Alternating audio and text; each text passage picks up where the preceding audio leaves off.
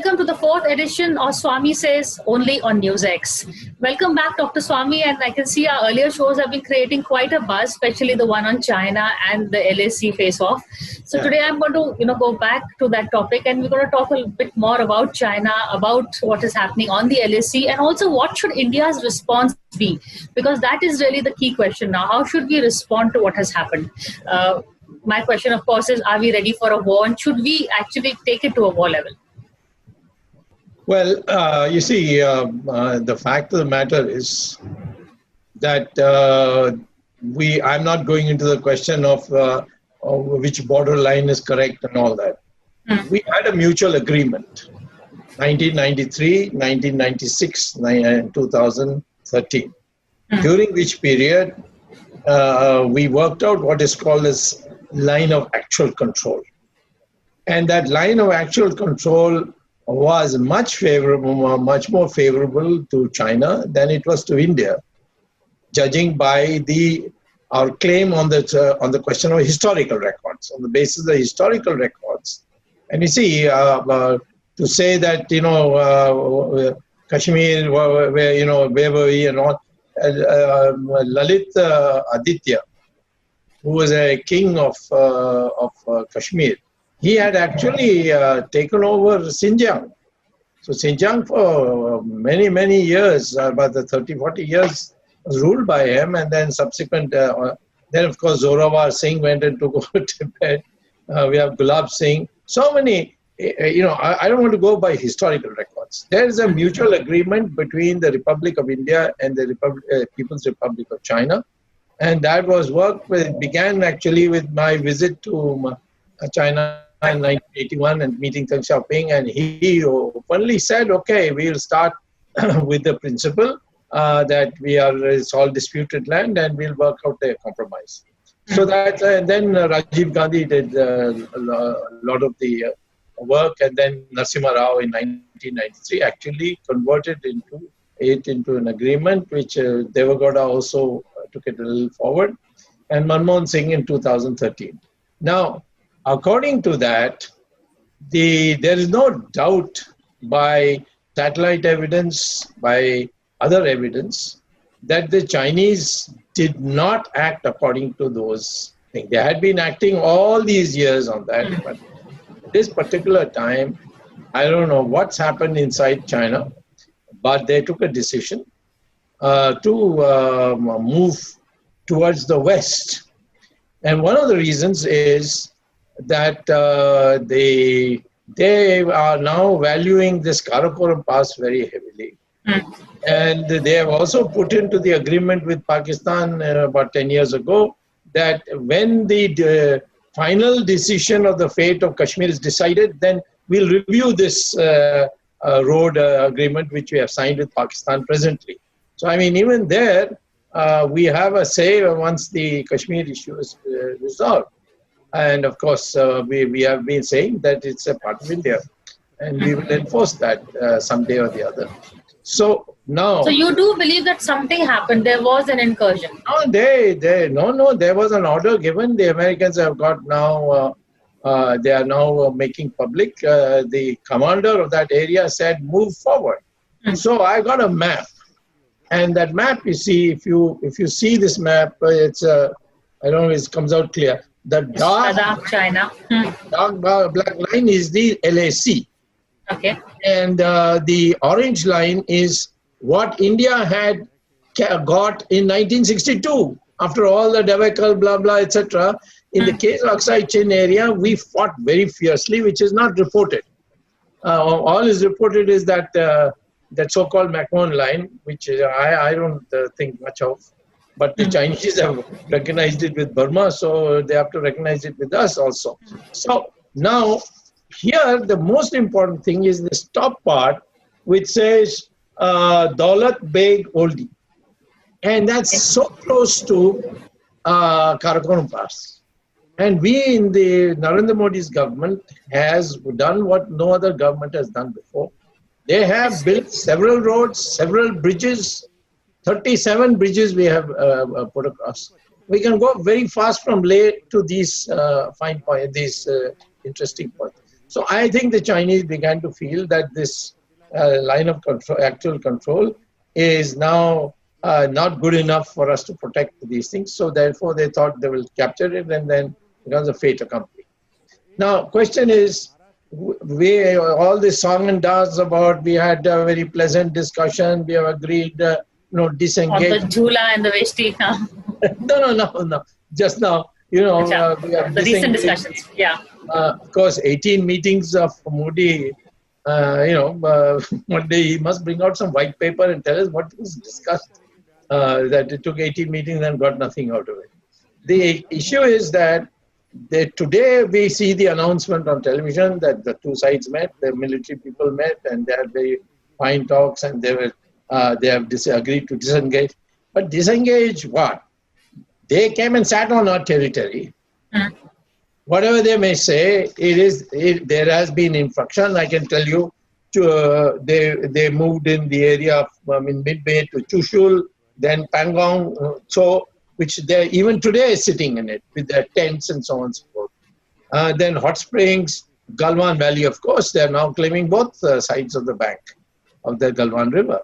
And then, of course, Depsang, which is very crucial for them, which they have not been able to catch, because get hold of, because by then we had water enforcement. So we want the Chinese to go back to the May 5th position. Actually, in my opinion, they should go back to the pre-10th April position. That's when the incursion was they started. No, from 15th they started. So I give them 5 days. So they must go back. Then only we can say, okay, now we can start disengaging and talking. But there is no commitment of the Chinese on pulling back, and whatever we say, we will give them proof. The whole international world has produced proof. The Americans are now publishing. This map is published by the Americans. So therefore, we have enough international support to show that they have made this move. Now, Swamy, what you're saying is very explosive, and you do realize that this is also, the government hasn't said as much as you have admitted over here. So the beginning government, the Chinese never came. That is the problem, because we don't know what is the official line, what exactly happened, and what you're saying is... I can only tell you what my best information. I'm not a spokesman of the government. If they make me spokesman, then I will speak what they want me to speak. But otherwise, the president has made me a member of parliament because of my intellectual ability in economics and world affairs. So I must speak according to the constitution. Well, your sources are as good as ours, or better than ours, I would say. Yeah, I mean, I know all sides. So I'm saying today, number one, you don't want a war, then please go back to the position you were on 10th of April. To our satisfaction, not satisfaction of Russia or America or anybody else. Our satisfaction, number one. Number two, we have to now, make some token of move for the 20 people who died in such brutal ways. I mean, it was a barbaric act. You can't say, all right, because the 1993 Act said you can't use modern weapons, so therefore you can use rocks. They had to climb up to recapture our hill. We left it because of the Russians. I've said that in your last. That is the Russian angle is very intriguing. You were the first to say that the Russian misled us. For those who haven't watched the first interview, you said Russian misled us about the incursion. Yes, we said please check up with the Chinese and tell us, and they said no, this is just routine. Maybe the Chinese bluffed them also, I don't know. But you got satellite, this thing, that thing, I don't know. Yeah. Anyway, we trusted them, and now... Why we trusted them is another story. Are you going to tell me that one today? No, that's too explosive. Okay, enough explosions for today. Let's stick to the... So therefore, the problem is the Chinese now know that Indians are no more what they used to be. We are no more pussycats, or no more without a sweater or without boots, like we were in 1962. Okay, we are a fighting force. And with bare hands, according to Judge V.K. Singh, who's a very truthful man, I know him personally, he has made a public statement that 43 people on the Chinese side died. And in most adverse circumstances. We have not only admitted to 20, but we have cremated them in a public ceremony. And that has had an effect in China, because the Chinese people are saying, why we can't do the same thing? So somebody's relative and so on. Yeah, it's come in the media. So the Chinese now know they can't repeat a 62. We know that now we can wipe out 62 out of the history of our memory, and the memory and our history. That we have already performed that. So in honor of those people who have laid down their lives, we have to see that the status quo ex ante, what was there before, is established soon as possible, not after negotiation. There's nothing to negotiate. Negotiations on what should be the border line so that two of us can live in peace with a permanent border, that we can negotiate. And we should negotiate. But as far as the present thing is, no negotiations whether they should go back or not. Therefore, we have to prepare for war to take back those positions. We don't have to go to war, but we have to give them an ultimatum and say, go back, and then let's discuss after that. Already, if you look at what was the position in 1962 and what was the line we agreed to in 1993, 1996, and 2013, is very favorable to China. But the problem is this Karakoram Pass, which is causing a problem. I would say we must take a position, prepare for war, and we are doing that. Planes are going, etc. And we should get planes, we should get weapons which work. And that means we can't get weapons. That means we should not get weapons from those who are already committed to China. We Which must means get it Russia? well, obviously Russia is one. We have got the S-400, we have paid for it, but doesn't mean you have to use it. And the Americans have got one thing called THAAD, which I think they are ready to give now. And we should use that. And we should be absolutely sure there's no room for sentiment in this. And so I think the Israelis have a lot of electronics which they are ready to help, and they'll do it quietly. They won't make a big noise about it. And nobody need to know also. So this is the scenario in which I say war need not happen if the Chinese agree to restore the April position. That is the position before the original position that has been going on from ages. And if they don't, for the sake of those 20 people who died, we have to go to war and liberate it. Because they went and with bare hands they fought and kept the honor of India, where more casualties took place on the Chinese side than on our side, according to available estimates. And we have to, remember that people should not feel dying for India is useless, because then these politicians will sit down and make a deal and then say business as usual. There's no business as usual. In fact, many of our people were unhappy. What was the need to go to Moscow at this time? Rajnath Singh visited. No, yeah, that's right. What is it Rajnath is going to? He's not an expert in aeronautics or in weaponry. He is basically... He is our defense minister. No, but defense minister is supposed to have policy. And he's a very nice person, very honest, upright person, intellectually very clear. And I have very high opinion about him. But I think he would not have on his own wanted to go. It must have been a decision of the cabinet or the prime minister. So I think that's, he's the prime minister, so he's the final authority to decide. I can have an opinion, but that doesn't mean that one has to follow that opinion. But I think we must make it clear to China, no normalization, no business as usual till you go back to this place. And then then only the war can stop. Now, question is, supposing the war starts, what will happen? Now, if this 62 booth is taken away from our brain, then look at it coolly.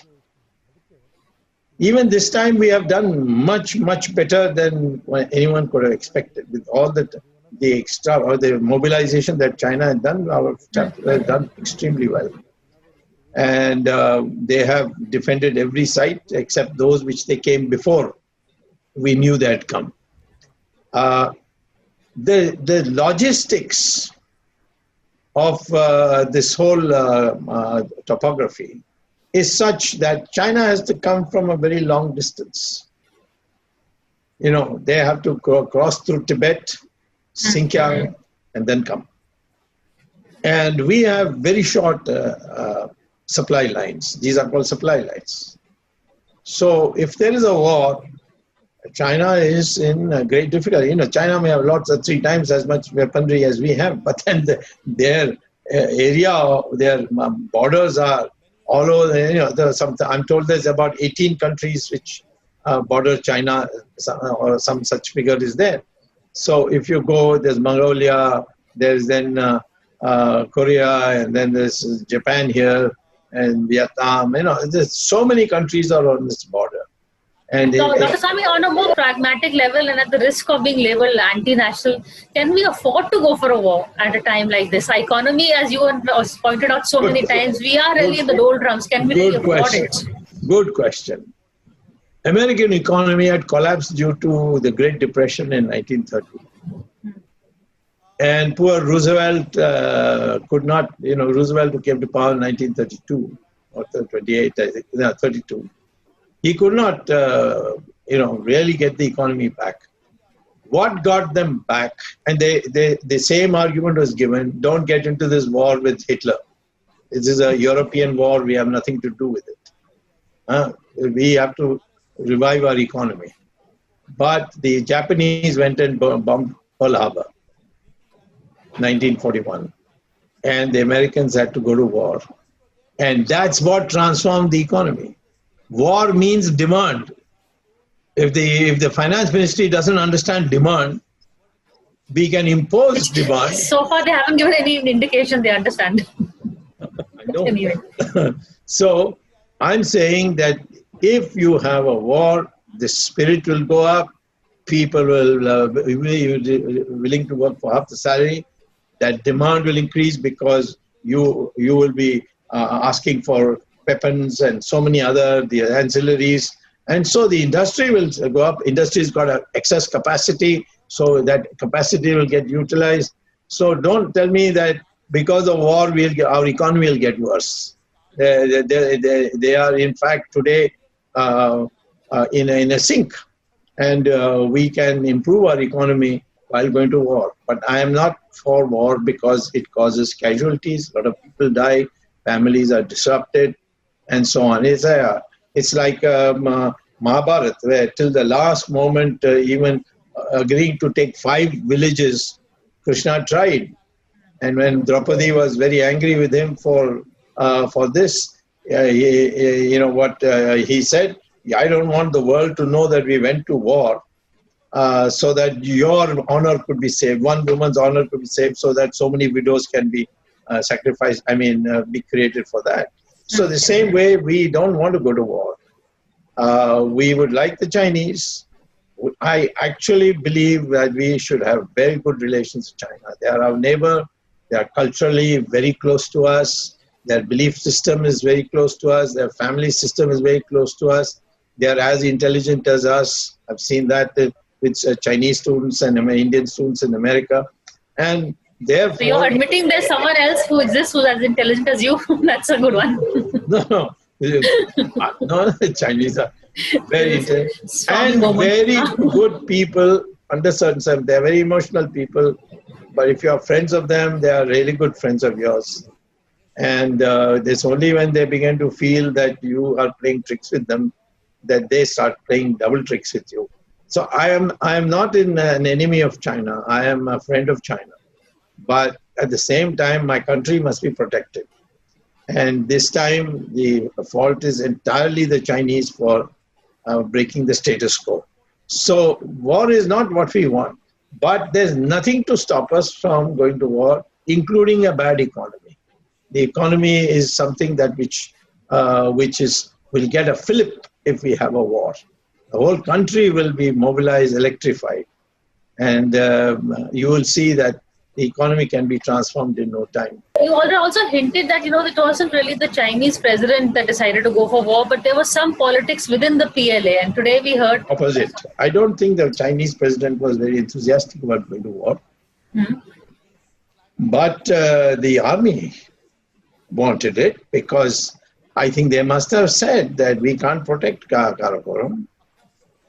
We are the BRI, Border Roads Initiative, or whatever it is called, BRI. This is something that cannot be protected unless we have a very strong northern Oxygen presence. And so this whole thing was the army was pushed for it, and the army was the one who took the lead. You have not seen Mr. Xi Jinping make a single statement. We've told one of the army commanders has been sacked also. I saw that news coming in this morning. This morning, yeah. Absolutely. And that's one way of normalizing for us.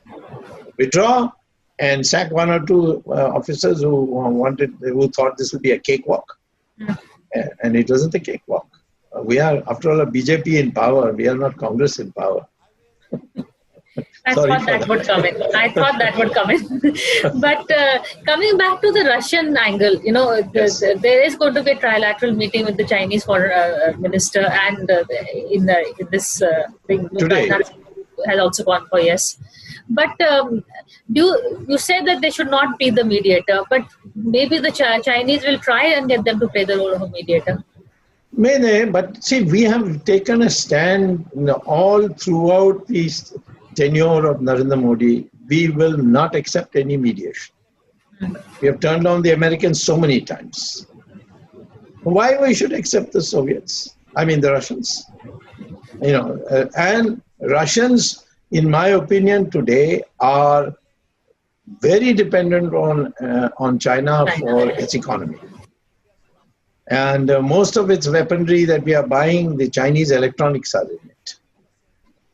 And so, why? I mean, the Chinese are our neighbors. We are not neighbors of Russia. Why should the Russians have any say at all? And what is it that after all, if you have met Xi Jinping 18 times, why do you need in a sense, if you have Putin mediate, then you are saying that Modi was a failure. That I'm not prepared to accept. He has tried his best and it didn't work out. That's a different matter. But the fact of the matter is that we have taken a consistent stand that we will not have we are not two children for whom the school principal has to sit and work out an agreement. Interesting. You're saying Modi is not a failure. You're saying despite that all this happened, despite his 18 meetings, yet he is not a failure, you're saying? No, how can you call him a failure? After all, it's the Chinese who have broken the thing. He has not insulted the Chinese. In fact, I think perhaps he was a little soft on him by saying that they're not any whatever statement he made, which everybody is making. There was not an incursion there, which later on the PMO has clarified that.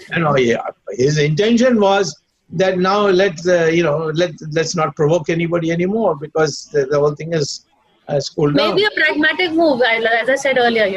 But sentiment is involved. Don't be pragmatic.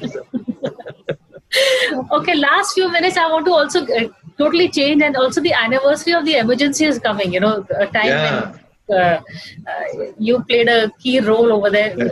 That's right. No, go on. Yeah, so my question was just to go back to the emergency.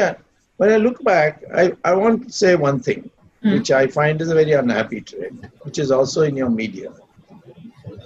People are afraid to speak the truth.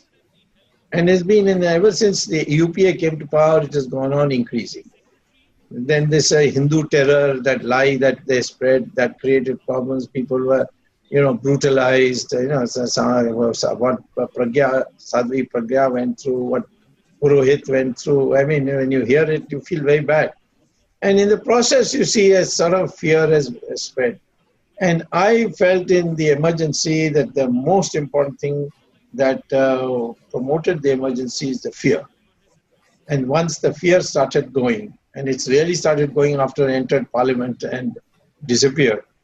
And then, there was a big thing. The second time the fear factor went away is when Jagjeevan Ram bolted from Congress party during the elections. So I feel that now people must learn to speak frankly. You can, if it's not the truth, you can correct yourself and say, I was wrong. But people are afraid to speak. And there is a new element of paid tweeters who rubbish you and so on. They can't rubbish me because I got more than 9 million followers.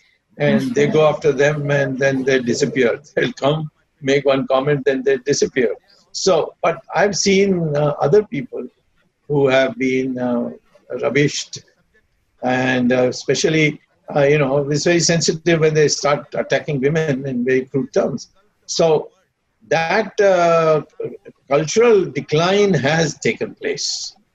In politics, when Morarji Desai was there, when Chandrasekhar was there, you could meet and criticize each other, nobody minded. Correct. But today, the moment you criticize, you have gone to the other side. Or you're doing it because you're being paid by the Americans or the Chinese or somebody. I mean, this whole debate is being shut down. And that, I think, after this is over, the Prime Minister call a meeting and see how we can restore the kind of fearlessness we showed after the Janata came to power in 1977. Of course, maybe some people might say that we went so far that the Janata Party fell down. But the issue is that we must have healthy debates and we must be able to speak. Of course, you must speak for India, but you must give your opinion how India can be better my way than your way. That kind of culture must come, and that is what I would like to remember in this state of emergency. I'm addressing a meeting, I think, perhaps for either the South Africans or the Australians, I don't know which one, but on that very day, and would have addressed it. I would have had your meeting if you didn't have the Tuesday routine. So I think today I would urge everybody, don't be afraid to speak the truth about political matters. I mean, there may be personal matters you need not speak, because personal matters, up to a point you should leave out. I mean, if it affects the politics of the country because of your personal matter, then of course it should be made public. But generally speaking, where is the political issues, should not be afraid to differ. And I must say, for all that, today I differ so much, the BJP, is quite comfortable with me. So that's a very big tribute to the BJP, and I think particularly the RSS, which holds the balancing power in the system, that people are protected when they say something which is not palatable to the people in power. So, but still they tolerate it. It's a big thing, and that is not there in any other party. It's only there, if at all, it's in BJP. And I think there's no point in blaming BJP for bringing this. When you yourself, many people have many things to hide, and they are afraid of that. So they use this excuse, there's an element of fear in the country. It is all imaginary. And I think that's the lesson we should learn from the emergency. Never again be afraid to speak the truth. Never again be afraid, and always speak the truth from someone who actually lives up to this idiom in today's day and age. That's a rarity. So thank you. And I think that conversation on speaking up and speaking the truth is one I think we do need to have. Maybe, we'll pass the emergency date, but next week perhaps. But yes, thank you for talking to us on this topic. Sure. And that's it from us. Thank you for watching this show. Thank you.